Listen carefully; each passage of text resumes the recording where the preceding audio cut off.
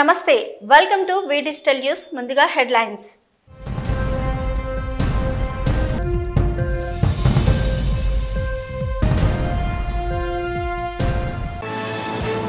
ఘనంగా 108 బంగారు సంపెంగలతో సింహాచలం శ్రీ వరహాలక్ష్మి నృసింహస్వామికి పుష్పార్చన భారీగా హాజరైన భక్తులు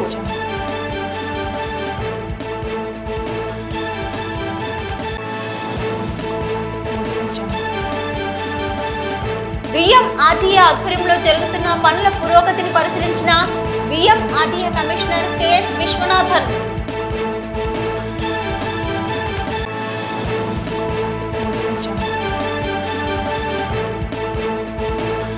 ప్రకృతి సహజ సిద్ధంగా ఏర్పడిన భౌగోళిక వారసత్వ సంపదైన ఎర్రమట్టి తిప్పల్ని పరిరక్షించుకోవాల్సిన బాధ్యత అందరిపైన ఉందని పిలుపునిచ్చిన పర్యావరణ ఉద్యమకారులు వాటర్ మ్యాన్ రాజేంద్ర సింగ్. కేంద్ర బీజేపీ ప్రభుత్వం ప్రవేశపెట్టిన బడ్జెట్ లో ఆంధ్ర రాష్ట్రానికే కాకుండా ఉత్తరాంధ్రకు తీవ్ర ద్రోహం చేసిందని మండిపడ్డ సిపిఎం జిల్లా కార్యదర్శి వర్గ సభ్యులు డాక్టర్ బి గంగారావు.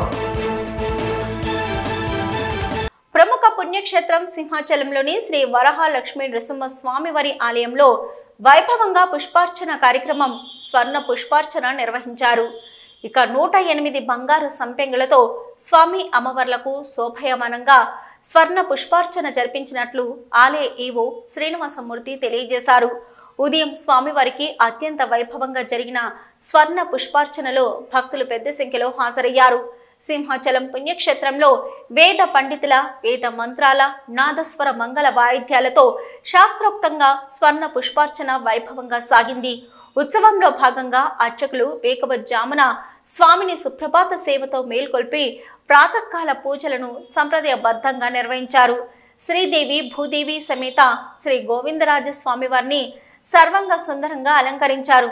అనంతరం ఆలయ కళ్యాణ మండపంలో వేదిక పైన మండపంలో అధిష్ఠింపజేసి వేద మంత్రాలు నాదస్వర మంగళ వాయిద్యాల నడుమ స్వర్ణ పుష్పార్చన సేవ వైభవంగా నిర్వహించారు. ప్రత్యక్షంగా భక్తులు శ్రీ స్వామివారి ఆర్జిత సేవలో పాల్గొని తరించారు.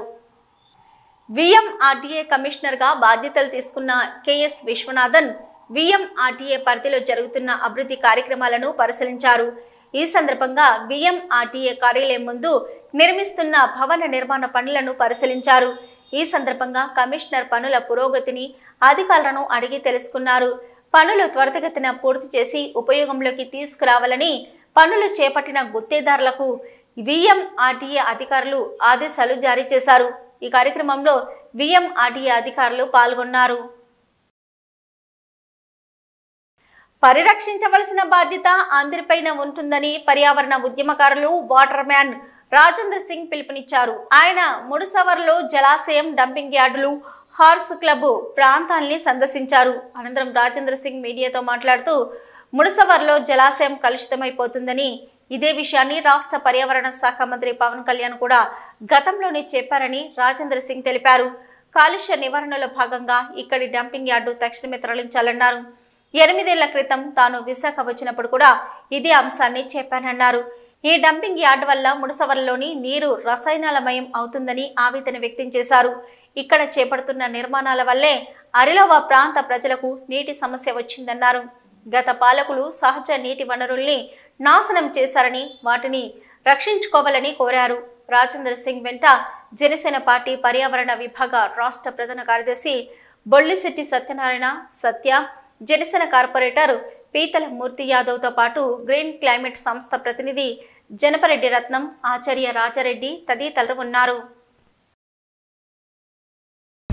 December 22, that time the people of Visakhapatnam or we are Srijana is the commissioner.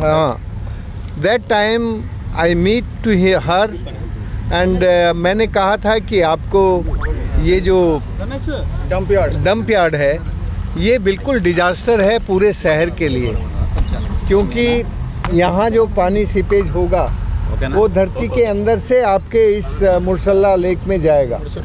इसका पूरे का पूरा जो भी केमिकल है, जो भी इसके अंदर से सीपेज होगा वो आप आपके सारे पॉल्यूटेंट आपके पानी में जाएगा और फिर वो आपके अंदर जाएगा। పిల్లలు కలిసి సేద తీరడానికి పచ్చడి మొక్కల కిందన సేద తీరడానికి ఉన్న జాగా మీ గుర్రపు పందాలు గుర్రపు నేర్పించుకోవాలి, గుర్రపు స్వారీ నేర్పించుకోవాలంటే ఎక్కడైనా ఎత్తైన జాగాల్లో నేర్పించుకోవచ్చు. పచ్చని చెట్లు నరికేసి అక్కడ అది కట్టాల్సిన అవసరం లేదని చెప్పి రాజేంద్ర సింగ్ గారు తెలియజేస్తున్నారు. మేము కూడా జీవీఎంసీ వారికి ఈ అథారిటీస్కి తెలియజేసేది ఏంటంటే మీకు ఎక్కడ కూడా చెట్లు కొట్టే అధికారం లేదు. అక్కడ ఎన్ని చెట్లు ఆల్రెడీ 250 చెట్లు పైన కొట్టేశారు.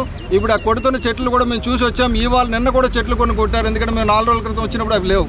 ఎవరు పర్మిషన్ తీసుకొని ఇక్కడ చెట్లు కొడుతున్నారు? 50 ఏళ్ళు 100 ఏళ్ళు ఉన్న చెట్లు కూడా కొట్టేసి మీరు ఇష్టం వచ్చినట్టు హార్స్ క్లబ్లో అవి విజయసాయి రెడ్డి గారికో ఎవరికో కావాలంటే చేయడానికి కుదరదు. అలాగే ఈ ముడుసుర్లో చుట్టూ కూడా పెద్ద గోడ కట్టారు. ఆ గోడ కట్టడం వల్ల ముడుసుర్లో అందాలని ప్రజలు చూడడానికి వీల్లేదు. అది అడ్డుగా కళ్ళకి గంతలు కట్టినట్టు అయిపోయింది. ఆ గోడల మీద బొమ్మలు వేస్తున్నారు. అది కాదు కావాల్సింది ముడుసుర్లో ప్రజలందరికీ చూసే ముడుసుర్లో అందాలను చూసే అదృష్టం ప్రజలందరికీ ఉండాలి. పేదలు మధ్యతరగతి ప్రజల కలల ఇల్లు టిట్కో గృహాలను తక్షణమే పూర్తి చేసి అందజేయాలని అసెంబ్లీలో విశాఖ పశ్చిమ ఎమ్మెల్యే పివిజిఆర్ నాయుడు రాష్ట్ర ప్రభుత్వానికి స్పీకర్ ద్వారా విన్నవించారు. అసెంబ్లీలో ఆయన మాట్లాడుతూ పేద మధ్యతరగతి ప్రజలకు 2 పడక గదుల ఇల్లు అందించాలన్న సత్సంకల్పంతో నాటి ముఖ్యమంత్రి నారా చంద్రబాబు నాయుడు రూపకల్పన చేశారని చెప్పారు.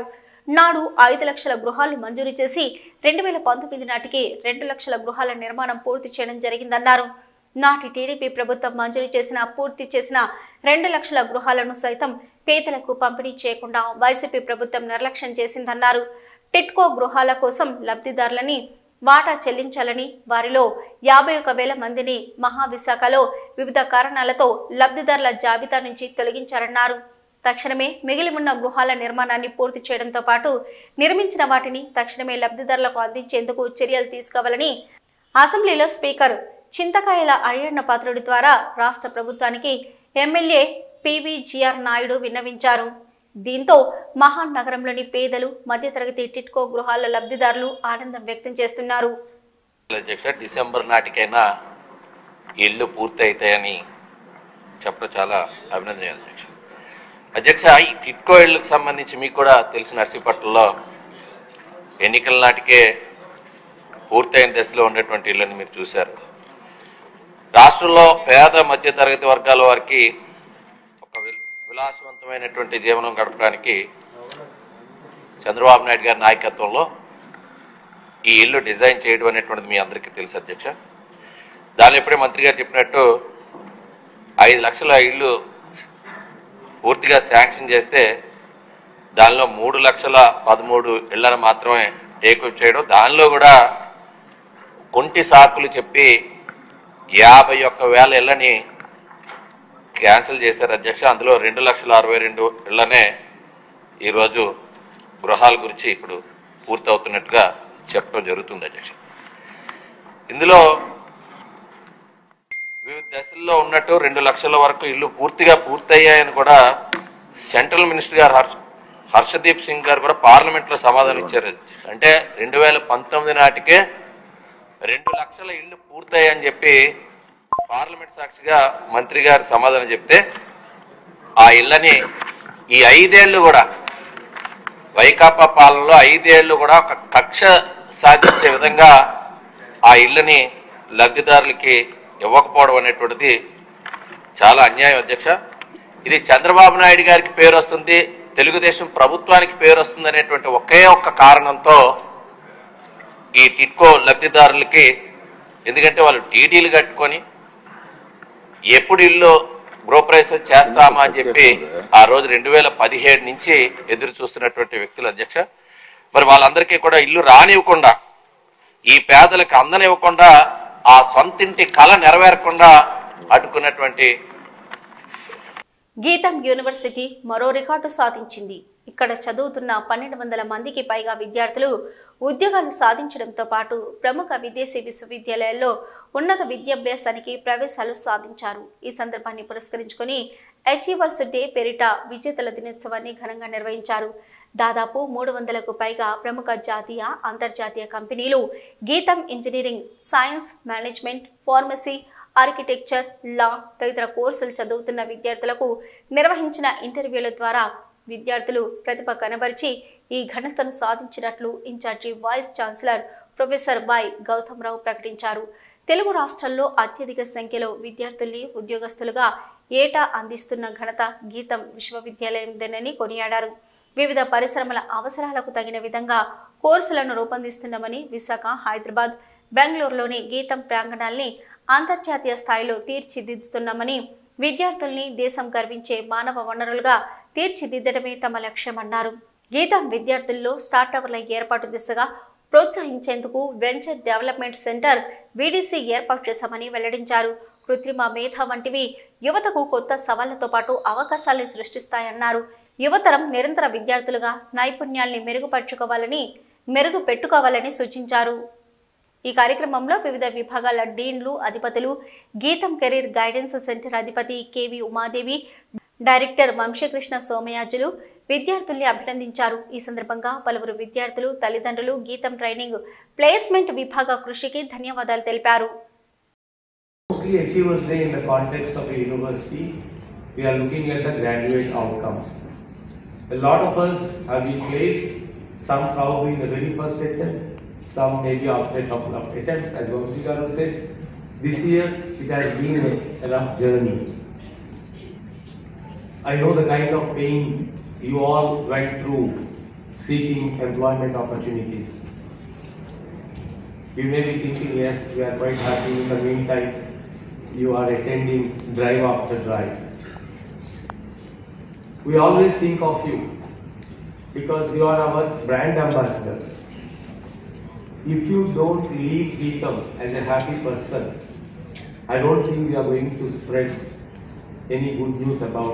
Behind the scene right now, out of this roughly 18 to 20 years of education kept you in one position.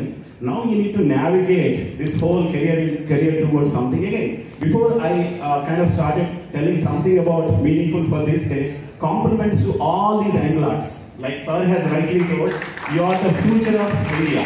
You are the future of India. I can bet on it. My speech was not so confident about 4 or 5 years back. Whenever I'm talking to the students nowadays, I'm betting on your future. I'm conscious. I know what I'm talking.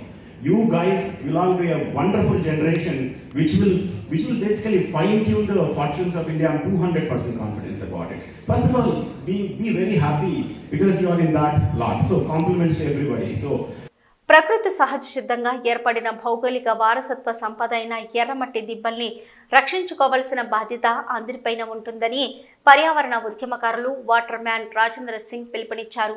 ఆయన పర్యావరణవేత్త, జనసేన నాయకులు బొలిశెట్టి సత్యనారాయణతో కలిసి ఎర్రమట్టి దిబ్బలను పరిశీలించారు. ఈ సందర్భంగా ఆయన మాట్లాడుతూ, ఎంత వర్షం పడినా నీరంతా భూమిలోకి ఇంకేలా చేయడం ఇక్కడి ఎర్రమట్టి దిబ్బల ప్రత్యేకత. అలాంటి సున్నిత ప్రదేశానికి ఆనుకొని పనులు చేపట్టడం ఆందోళనకరంగా ఉందన్నారు. ఎర్రమట్టి దిబ్బలు స్థానిక పరిస్థితుల వల్ల కాకుండా ప్రపంచవ్యాప్తంగా తలెత్తిన వాతావరణ మార్పుల కారణంగా ఏర్పడ్డాయని, ఎర్రమట్టి దిబ్బలు వంటివి దక్షిణాసియాలో కేవలం 3 ప్రాంతాల్లోనే ఉన్నాయి. అందులో 2 భారతదేశంలో ఉన్నాయని, తమిళనాడులోని టెరీ దిబ్బలు, విశాఖలో ఎర్రమట్టి దిబ్బలు అవే, మరొకటి శ్రీలంకలో ఉన్నాయి. విపక్ష నేతగా ఉన్న సమయంలో ఎర్రమట్టి దిబ్బలను పరిరక్షించాలంటూ పవన్ కళ్యాణ్ పోరాటం చేశారని గుర్తు చేశారు. ఎర్రమట్టి దిబ్బలను కాపాడాలంటూ పర్యావరణ శాఖ మంత్రిగా ఉన్న పవన్ కళ్యాణ్ ను కోరారు. ఎర్రమట్టి దిబ్బలను కాపాడాలంటూ పవన్ కళ్యాణ్ కు బొలిశెట్టి సత్యనారాయణ విజ్ఞప్తి చేశారు. Not only for Visakhapatnam. So this is not the right for the Visakhapatnam. The ecological, hydrological, geological important place they are destroying here. तो ये जो यहाँ डिस्ट्रक्शन हमने देखा, इसको देखकर हम सचमुच बहुत दुखी हुए. इस तरह की सब जगह मिट्टी नहीं है, ये यूनिक मिट्टी है. और विशाखापट्टनम के लिए इसकी इम्पोर्टेंस है कि ये जो समुद्र का पानी है उस खारे पानी को डिसैलिनेट करके इस एरिया में वो मीठा करती है. तो ये जो साइट है इसके प्रोटेक्शन की ज़रूरत है. यहाँ इस ज़मीन पर किसी भी तरह का हैबिटेशन करना और एग्रीकल्चर करना ये बिल्कुल उचित नहीं है. इस पर केवल और केवल जंगल लगाने की ज़रूरत है और जंगल भी अपने आप आ जाएगा। ये जो जंगल है जो इन्होंने डिस्ट्रॉय किया है, बस उसको रोक देना चाहिए, ये अपने आप रिजुनेट होगा और इसको बचा के रखना बहुत ज़रूरी है। ఈరోజు డాక్టర్ రాజేంద్ర సింగ్ గారు ఫ్రాన్స్ నుంచి హుటాహుటి ఇక్కడికి రావడానికి కారణం ఏంటంటే న్యూస్లో ఎర్రమట్టి దిబ్బలు డ్యామేజ్ అవుతున్నాయని చూసి ఆయన ఢిల్లీలో దిగి ఇంటికి రాజస్థాన్ వెళ్లకుండా ఇంటి పక్కనే రాజస్థాన్ ఉన్న ఇంటికి వెళ్లకుండా ఫ్లైట్లో ఇక్కడికి వచ్చారు. వచ్చిన దగ్గర స్ట్రైట్గా ఇక్కడికి వచ్చి చూడడానికి కారణం ఏంటంటే ఎంతవరకు డ్యామేజ్ అయింది, ఇంక దీనికి ఏం చేయాలి. ఇప్పుడు డ్యామేజ్ అయ్యింది, మనం ఏం చేయలేం, కానీ ఫర్దర్గా డ్యామేజ్ అవ్వకుండా చూడడం ఒకటి. రెండోదేమో ఇది ఎందుకు డ్యామేజ్ అయింది, ఎలా డ్యామేజ్ అయింది, ఎవరు కారణం, ఇది ఎవరికో అలర్ట్ చేశారు. ఆ అలర్ట్ చేసినప్పుడు అధికారులకి జ్ఞానం ఉండాలి కదా, ఇది జియోలాజికల్ సైట్, ఇది ఇవ్వకూడదన్న జ్ఞానం వాళ్ళకి ఉండాలి. సరే ఏదో అలర్ట్ చేశారు, తప్పైనా సరే నేను మీ అందరం కూడా జనసేన పార్టీ కానీ పవన్ కళ్యాణ్ గారు కానీ మేము కానీ ఎవరు కూడా వీఆర్ నాట్ ఎగనెస్ట్ ఎనీబడి. మా ఇంట్రెస్ట్ ఏంటంటే ప్రొటెక్ట్ ద నేచర్. ఇప్పుడు ఇక్కడ ఎవరైనా తప్పుడుగా ల్యాండ్ ఇచ్చారనుకోండి, ఆ ల్యాండ్ ఇచ్చిన దానికి ఆల్టర్నేటివ్ ల్యాండ్ ఇంకో దగ్గర ఇవ్వాలి వాళ్ళకి, అంతే తప్ప కానీ ఇక్కడ కన్స్ట్రక్షన్ చేస్తాము అంటే ఇది కన్స్ట్రక్షన్కి సూటబుల్ సైట్ కాదు, ఇటువంటి సైట్ని డిస్ట్రాయ్ చేయడానికి వీలు లేదని చెప్పి జియోలాజికల్ ఎక్స్పర్ట్ రాజశేఖర రెడ్డి గారు దీని మీద అధ్యయనం ఇప్పుడు కాదు గత 40 ఏళ్ళుగా చేస్తున్నారు. 20 ఏళ్ళ క్రితమే దీని మీద బోల్డెన్ డాక్యుమెంట్ సబ్మిట్ చేశారు, ఇక్కడ పెద్ద ప్రోగ్రామ్స్ కండక్ట్ చేశారు. ఇది one of the world heritage sites, geo heritage sites. ఇక్కడ భౌగోళిక అంటే భూగోళం ఏర్పడడానికి రకరకాల కారణాలు ఉంటాయి కదా, అందులో కారణాలు తెలుసుకునే విధంగా ఉన్న సైట్ ఇది. దీనికి ఇంకా చాలా వరకు శాస్త్రవేత్తలకు ఇది పనికొచ్చే సైటు. కేంద్ర బీజేపీ ప్రభుత్వం ప్రవేశపెట్టిన బడ్జెట్లో ఆంధ్ర రాష్ట్రానికే కాకుండా ఉత్తరాంధ్రకు తీవ్ర ద్రోహం చేసిందని సిపిఎం జిల్లా కార్యదర్శి వర్గ సభ్యులు GVMC corporator doctor B Gangarao మండిపడ్డారు. ప్రజా వ్యతిరేక కేంద్ర బడ్జెట్కు నిరసనగా సిపిఎం మద్దెలపాలెం జోన్ కమిటీ ఆధ్వర్యంలో మద్దెలపాలెం మార్కెట్ వద్ద నిరసన చేపట్టారు. నిరసనలో పాల్గొన్న ఆయన మీడియాతో మాట్లాడుతూ బీజేపీ ప్రభుత్వం ఆంధ్ర రాష్ట్రానికి గత 11 ఏళ్ల నుంచి ద్రోహం చేస్తున్నాం. రాష్ట్రంలోని ప్రధాన రాజకీయ పార్టీలు నోరు మెదపకపోవడాన్ని తప్పుబట్టారు. విశాఖ స్టీల్ ప్లాంటును సెయిల్లో కలుపుతామని ప్రకటన చేయకపోగా స్టీల్ ప్లాంటుకు అవసరమైన వర్కింగ్ క్యాపిటల్కు 5,000 కోట్ల నిధులు కూడా కేటాయించలేదన్నారు. ఇప్పటికైనా రాష్ట్ర ప్రభుత్వం కేంద్రంపైన ఒత్తిడి తేవాలని, బడ్జెట్ మాటల గారిడి ఉచ్చులో పడిపోకుండా స్పష్టమైన నిధులు సాధించాలన్నారు. ఈ కార్యక్రమంలో పెందుర్తి జోన్ ప్రధాన కార్యదర్శి B Ramana, K Appalanaidu, N N Moulali, G Suryaprakash, J Babu, Eswarrao, Purna, CPM నాయకులు, కార్యకర్తలు పాల్గొన్నారు. కేంద్ర బీజేపీ సర్కార్ ప్రవేశపెట్టినటువంటి బడ్జెట్ ఆంధ్ర రాష్ట్రానికి తీవ్ర ద్రోహం చేసిందని సిపిఎం పార్టీ భావిస్తూ ఉన్నది. ఆంధ్ర రాష్ట్ర ప్రజానీకం అందరూ కూడా ఎదురు చూశారు. రాష్ట్రంలో ఉండేటటువంటి తెలుగుదేశం, జనసేన పార్టీలు విశాఖపట్నం స్టీల్ ప్లాంట్ని కాపాడుతామని, దాన్ని సెయిల్లో కలుపుతానికి ప్రయత్నం చేస్తామని హామీ కూడా ఇవ్వటం జరిగింది. ఈ రెండు పార్టీలు బీజేపీకి మద్దతు ఇవ్వటం కూడా జరుగుతూ ఉన్నది. ఈ బడ్జెట్లో విశాఖపట్నం స్టీల్ ప్లాంట్ ప్రైవేటీకరణ నుంచి ఉపసంహరించుకుంటున్నట్లు నిర్మలా సీతారామన్ గారు ప్రకటన చేస్తారని అందరూ ఎదురు చూశారు. కానీ ఆ ప్రకటన చేయలేదు, సెయిల్లో కలుపుతామని లేదు. కనీసం 5,000 కోట్ల రూపాయల వర్కింగ్ క్యాపిటల్ కూడా ఇస్తామనేటువంటిది కూడా నిధులు కూడా బడ్జెట్లో ఏమాత్రం కేటాయింపు కూడా జరగలేదు. ఇది ఆంధ్ర రాష్ట్రానికి తీవ్రమైనటువంటి ద్రోహంగా సిపిఎం పార్టీ భావిస్తూ ఉన్నది. అలాగే అమరావతి అభివృద్ధి చేయాల్సినటువంటి బాధ్యత కేంద్ర ప్రభుత్వం మీద కూడా ఉంది. దాని నిధులు కూడా కేటాయించాలి. కానీ 15,000 కోట్ల రూపాయలు మేము ప్రపంచ బ్యాంకు, ఆసియా డెవలప్మెంట్ బ్యాంకుల ద్వారా రుణం ఇప్పిస్తాం, బడ్జెట్ గ్రాంట్లు ఇవ్వమని నిర్మలా సీతారామన్ చెప్పడం అనేటువంటిది చాలా సిగ్గుసేట్ అనేటువంటిది. దీనికి చంద్రబాబు నాయుడు గారు చాలా ముచ్చటపడిపోయి, సంబరపడిపోయి కాళ్ళు చేతులు నిలవట్లేదు. ఆయనకి ప్రపంచ బ్యాంకు అప్పు తీసుకుంటే ఆంధ్ర రాష్ట్రానికి ముప్పు ఏర్పడుతుంది అనేటువంటిది మేము భావిస్తూ ఉన్నాం. గతంలో విద్యుత్ సంస్కరణలు అప్పు తీసుకొచ్చి విద్యుత్ ఛార్జీలు పెంచారు, మనందరికీ తెలుసు. రేపు ఈ 15,000 కోట్ల రూపాయలు ప్రపంచ బ్యాంక్ ఇయ్యేటప్పుడు మీ ఆంధ్ర రాష్ట్రంలో ల్యాండ్ టైటిల్ చట్టం మీరు రద్దు చేశారు, తిరిగి దాన్ని పెడితేనే నేను 15,000 కోట్ల రూపాయలు ఇస్తానంటే చంద్రబాబు నాయుడు గారు ఏమవుతాడని మేము అడుగుతూ ఉన్నాం. ఇటువంటి షరతులు ప్రమాదకరమైనటువంటివి ఆంధ్ర రాష్ట్రం మీద ఈ ప్రపంచ బ్యాంకు రుద్దుతుంది. అందువల్ల అప్పు కాదు కావాల్సింది, కేంద్ర ప్రభుత్వ బడ్జెట్ నుంచే 15,000 కోట్ల రూపాయలు ప్రత్యేక ప్యాకేజీ కింద ఈ ఏడాది ఇవ్వాలనేటువంటిది సిపిఎం పార్టీ డిమాండ్ చేస్తుంది. జీవీఎంసీ 89వ వార్డు శ్రీ పరదేశీ అమ్మవారు శాకంబరి అవతారంలో దర్శనమిచ్చారు. అమ్మవారిని కాయగూరలతో అలంకరించి మరుసటి రోజు సుమారు 5,000 మంది భక్తులకు అన్నదానం కార్యక్రమం నిర్వహిస్తున్నామని ఆలయ నిర్వాహకులు తెలిపారు.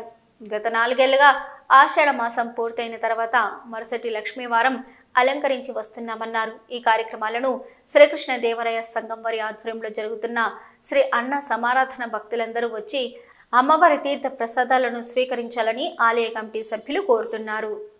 89వ వార్డు పరిధి కొత్తపాలెంలో వేంచేస్తున్న శ్రీ శ్రీ పరదేశమ్మ అమ్మవారి ఆలయంలో ఈ కమిటీ వారి కార్తీక మాసం చవితి రోజున ఈ రోజున అమ్మవారికి కాయగూరలతో అలంకరణ చేశారు. గత 3 ఏళ్ళుగా ఈ కార్యక్రమం చేస్తున్నారు. ఈ సంవత్సరం ప్రత్యేకించిగా ఈరోజు 25 మంది మహిళలు అమ్మవారికి సారి సమర్పించాలని ఉద్దేశంతో ఇవాళ సారి పట్టుకుని వచ్చారు. వాళ్ళ సారి కార్యక్రమంలో పాల్గొన్న అదృష్టం నాకు కలిగించిన అమ్మవారికి నేను ప్రత్యేకంగా ధన్యవాదాలు తెలియజేసుకుంటాను. అదేవిధంగా ఈరోజు ఈ అమ్మవారికి వాళ్ళకి ఏవైతే అనుకుని ఈసారి అమ్మవారికి సమర్పించారో ఆ భక్తులందరూ కోరికలు నెరవేర్చాలని, ఇంకా అందరూ కూడా సస్యశ్యామలు ఉండాలని, నా ప్రాంత ప్రజలందరూ బాగుండాలని ఒకసారి కోరుకుంటూ ఇలాంటి కార్యక్రమాలు, ఇలాంటి ఆధ్యాత్మిక కార్యక్రమాలు ఇంకా ముందు ఎన్నో చేయాలని కోరుకుంటూ అందరికీ ధన్యవాదాలు.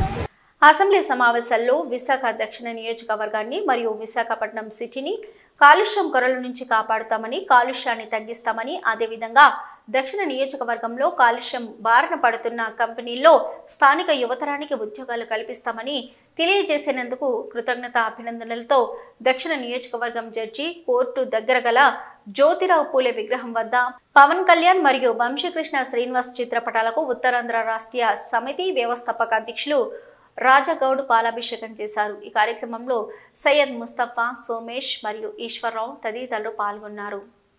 చరిత్రలో మొట్టమొదటిసారిగా అసెంబ్లీలో వంశీకృష్ణ శ్రీనివాస్ గారు ముఖ్యంగా దక్షిణ నియోజకవర్గం విశాఖపట్నంలో ఉన్న కాలుష్య భూతాన్ని తరిమికొట్టాలని, కాలుష్యాన్ని తగ్గించాలనే ఉద్దేశంతో అనేక క్వశ్చన్స్ లేవనెత్తడం జరిగింది. అదేవిధంగా కాలుష్య బారిన పడుతున్న విశాఖ దక్షిణ నియోజకవర్గ యువతకి పోర్టులో ఉపాధి అవకాశాలు కల్పించాలని కోరిన ఏకైక నాయకుడు ఈరోజు మా వంశీకృష్ణ శ్రీనివాస్, మా ఎమ్మెల్యే గారు. వారికి ధన్యవాదాలు తెలుపుకుంటూ, అలాగే ఈ కార్యక్రమం మీద ఉప ముఖ్యమంత్రి పవన్ కళ్యాణ్ గారు మాట్లాడుతూ ఆయన కూడా త్వరలోనే విజిట్ చేసి ఈ పోర్టు కాలుష్యాన్ని తగ్గించి పోర్టు ప్రభావిత ప్రాంతమైన దక్షిణ నియోజకవర్గంలో పూర్తిగా ఉద్యోగ కల్పన చేస్తున్నందుకు పవన్ కళ్యాణ్ గారికి, వంశీకృష్ణ శ్రీనివాస్ గారికి ధన్యవాదాలు తెలుపుకుంటూ ఈరోజు పూలే విగ్రహానికి పవన్ కళ్యాణ్ గారికి, వంశీకృష్ణ శ్రీనివాస్ గారికి పాలాభిషేకం చేయడం జరిగింది. మన పవన్ కళ్యాణ్ గారు, మా అధ్యక్షుడు, జనసేన అధ్యక్షుడు గారు సభ్యత్వం గురించి జాయిన్ చేయాలని చెప్పారు.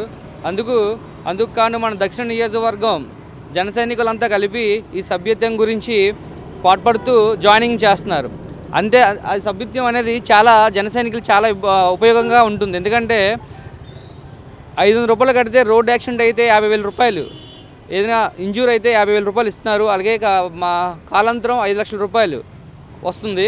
అలాగే పార్లమెంట్లో మా వంశీకృష్ణ గారు అన్నగారు మన దక్షిణ నియోజకవర్గంలో ఎన్ని ప్రాబ్లమ్స్ అన్నీ అసెంబ్లీలో వివరించారు. దాని గురించి మా స్పీకర్ గారు కూడా చాలా ఆమోదించారు. అలాగే మా కళ్యాణ్ గారి దృష్టికి కూడా తీసుకెళ్లారు. కాబట్టి మా దక్షిణ నియోజకవర్గంలో ఏ సమస్యలు ఉన్నా వంశీకృష్ణ గారితో పాటు జన సైనికులుగా మేము కూడా ఆయన అంటుండి ఆ సమస్యలని తీర్చడానికి మా వంతు సహకరిస్తామని, అలాగే మాకు జనసేన పార్టీ అధ్యక్షులు పవన్ కళ్యాణ్ గారు పూర్తి మద్దతు మన దక్షిణ నియోజకవర్గానికి ఇస్తారని కోరుకుంటున్నాం.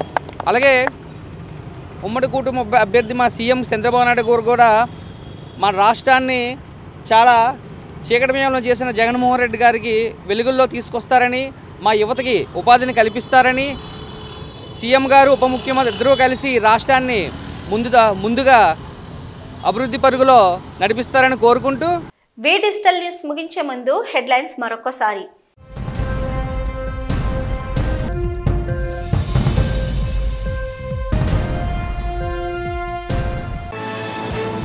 ఘనంగా 108 బంగారు సంపెంగలతో సింహాచలం శ్రీ వరహాలక్ష్మి నృసింహస్వామికి పుష్పార్చన, భారీగా హాజరైన భక్తులు.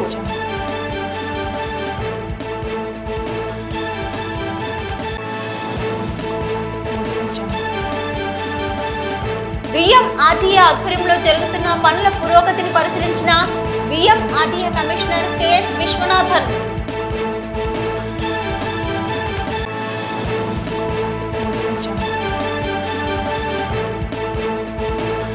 ప్రకృతి సహజ సిద్ధంగా ఏర్పడిన భౌగోళిక వారసత్వ సంపదైన ఎర్రమట్టి దిబ్బల్ని పరిరక్షించుకోవాల్సిన బాధ్యత అందరిపైన ఉందని పిలుపునిచ్చిన పర్యావరణ ఉద్యమకారులు వాటర్ మ్యాన్ రాజేంద్ర సింగ్. కేంద్ర బీజేపీ ప్రభుత్వం ప్రవేశపెట్టిన బడ్జెట్ లో ఆంధ్ర రాష్ట్రానికే కాకుండా ఉత్తరాంధ్రకు తీవ్ర ద్రోహం చేసిందని మండిపడ్డ సిపిఎం జిల్లా కార్యదర్శి వర్గ సభ్యులు డాక్టర్ బి గంగారావు. ఇవి ఇప్పటివరకున్న వి డిజిటల్ న్యూస్. నమస్తే.